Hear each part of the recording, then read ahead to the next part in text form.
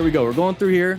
Bernard rides again. I'm glad. All right, here we go. Are we gonna run into us? Because we're looking at a rear view.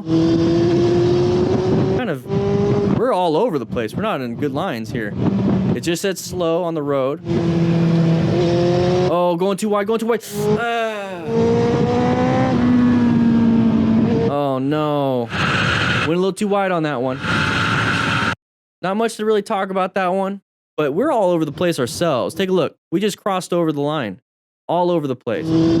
All over the place. All over the place. All over the place. This guy's following us. That says slow on the ground. We're all over the place. All over the place. This person just, I don't know if they were paying attention to their own ride or they're trying to follow the same line, which is terrible in the first place. And then they went a little bit wide, dumped the bike, hits that. Hopefully he's fine. That right there, you're back against a curb. Ay. And hopefully he doesn't run into these vehicles. All right, so let's go ahead and watch this one. Nice view. Looks like a Rockford mount. Doesn't look like a Ram mount. Either way, grab yourself a Rockford mount. Link in the description. 25% off. Anyways, here we go. Lane filtering, how you rate of speed. Dude, you guys, you do you, but it's very high risk and you're probably gonna get hurt, if not killed, and piss off a lot of drivers. All right, so let's just keep watching. We got somebody right behind us too. So are they paying attention? Because we're slowing down. Okay, we're yo-yoing it. Oh my gosh, a mob of everybody. What is everybody doing? Oh, we're passing other riders. We're passing other riders. Oh, you didn't see that because of line of sight problems and the person behind you wasn't paying attention either. Multiple injuries.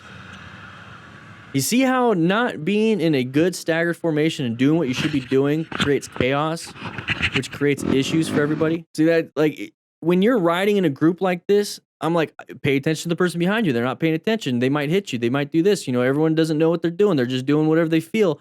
And when people do what they feel, they don't do the right thing because the right thing is the right thing. The wrong thing is the wrong thing. How you feel about right and wrong can really change a lot of different things. So these people are just going all over the place. Now, this isn't a group ride solo, Jay, and I get it. I avoid these things. Group rides with a staggered formation, with a pre-ride plan, with a pre-destination of where we are going, a communication system hooked up to each other so we can have that dynamic mesh using CARDO's Pack Talk Bold system and free comp system with the link in the description for a discount. That's what I use. That's what all the DDFM crew members use. Using all these tools will keep you safe, or as safe as possible, but doing stuff like this, no. Look at, we're going all over the place. We're going all over the place. Look at the guy in the rear. He keeps going in and out, in and out, in and out, because he's trying to modulate his speed with this person. He's not paying attention 12 seconds ahead around this person and realizing I need to slow down, stop, slow down, you know, speed up, slow down. He's just going off of what he's doing, and that's dangerous. So right now he's kind of far. We're going to apply a little bit of brakes or slow down a little bit. He's going to get closer again. Watch, he's going to get closer.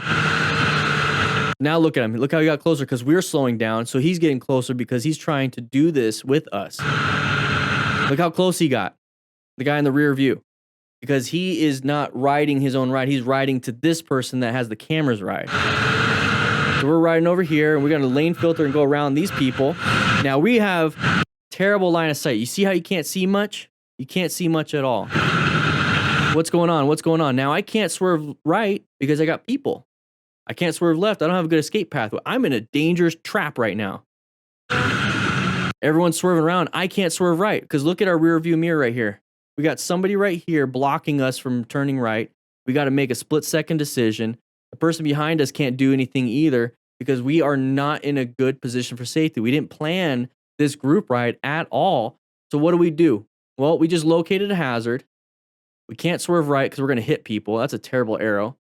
All we can really do is do this because our total stopping distance isn't enough. Can't do anything. We have to swerve left and find an escape path. So what are we going to try to do, though?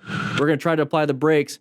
Well, this person right here can't apply the brakes that quick either, so they're going to impact us, and his body is going to find that escape path. We aren't. We're going to hit. There goes our leg. We got somebody in the rearview mirror over there with a passenger. I mean, this is just sketchy upon sketchy. If you find yourself in a group like this, just be like, all right, guys, I'm going to take off. Bye. Get out of there. Real quick, I'd like to say thank you to CARDO for sponsoring this channel. I'm actually using their cool little headset thingy thing so I could talk to my kids on their CARDO Pack Talks. Make sure you guys grab yourself a CARDO Pack Talk. Bold, slim, free-com, whatever you want. With the link in the description, you get a discount. Anyways, let's get back. All right, so we're going to do some wheelies. There's a buddy recording us. Oh, never mind. He's just sweeping the road, which is weird. In an area that is relatively safe, no real issues outside of road surface hazards, no cars coming. I don't see any other people, so go ahead and practice your thing. You fell down. Okay. Hopefully you're doing fine with your rain boots. Yep. I don't have a problem with this outside the fact that, you know, you're going to hurt yourself. You know, do it in an area where there's nobody else. You guys do you. You have the freedom to make whatever decision you want as long as it doesn't hurt anyone else.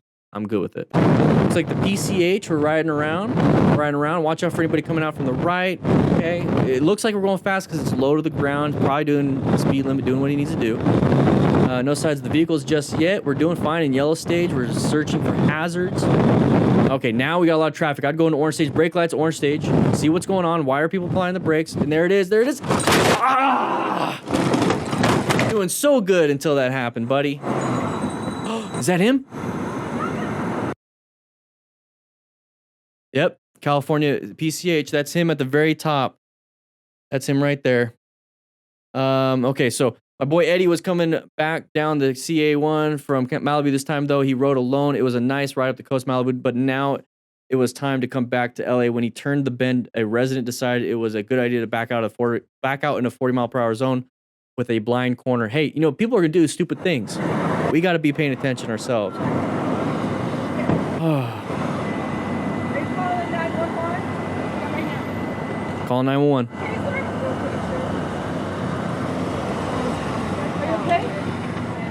You okay?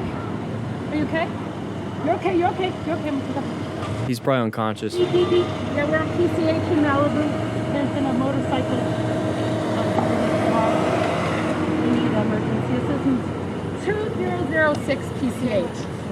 2006 PCH. Rescue another rider. That's what I was talking about with these cards, everybody. In Malibu. Even if you don't ride, you can have these cards. 200. Sir, you okay? What's your name? Sir, what's your name? 2006. Yes. Yep. He's breathing. Concussion, back, neck, and severe groin injuries. What's your name? He couldn't walk the first 2 weeks. In the third, he had to use a walker, still having groin issues and in physical therapy. So we talk about mechanism of injury, everybody.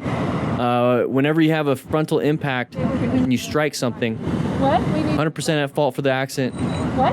Another Hayabusa. Yeah, can you move your legs? And the jacket took most of the damage. So we're going to learn a lot on this one. We're going to learn a lot of this one. Are you okay? Just don't move it. Don't move it. Don't move him. Don't move it. Yeah, we're not. We're not touching Do it. not move it. 2006. Don't really move it now.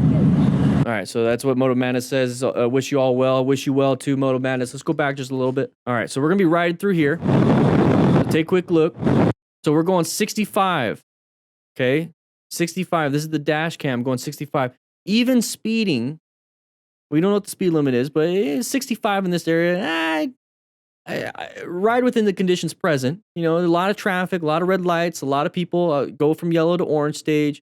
You should be slowing it down. So 65 is not the best thing to do, but hey, who knows? It might be 65 right here. I don't know. I don't live in California.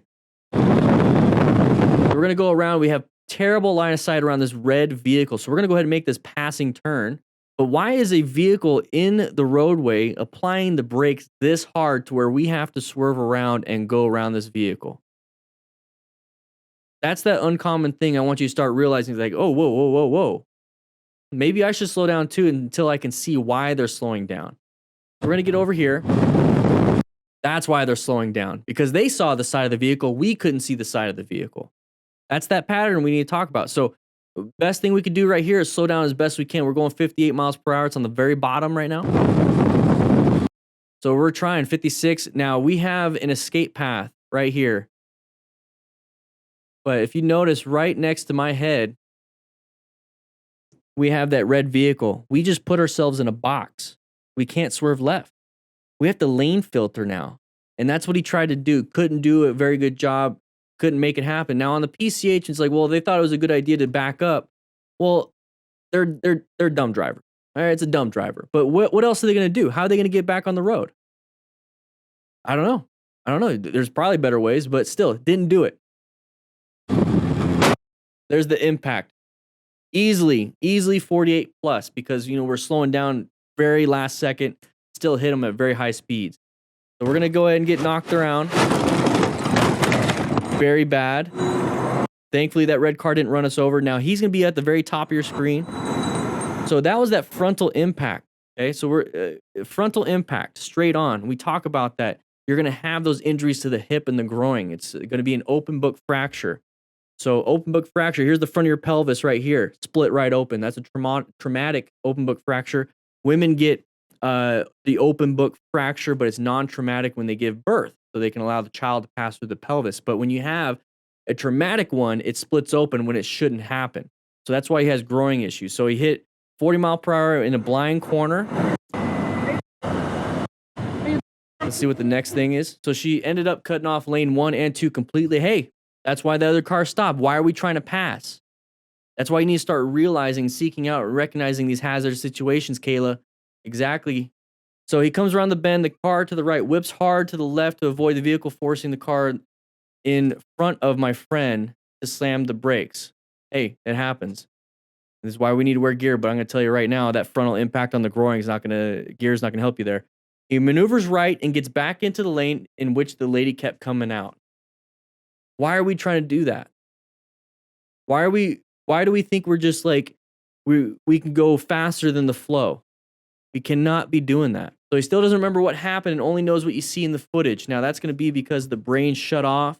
You have, it's not an amnesia. It's not aphasia. Aphasia is when you, anyways, I don't want to bore you guys with medical terminology, but the thing is the brain shut off. It basically resets and you lost your saved data right before, okay?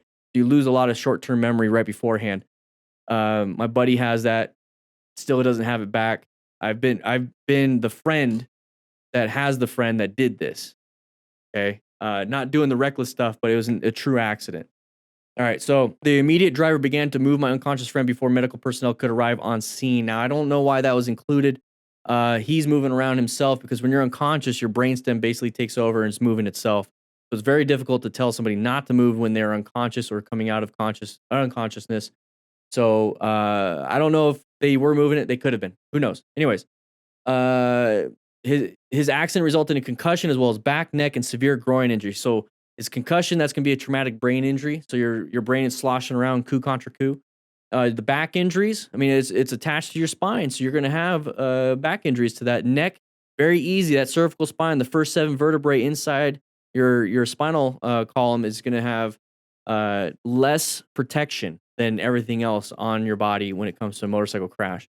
Severe growing injury. So we talked about that real quick with the traumatic brain with the traumatic open book fracture. You're riding, and then you start to you hit something. You immediately go forward.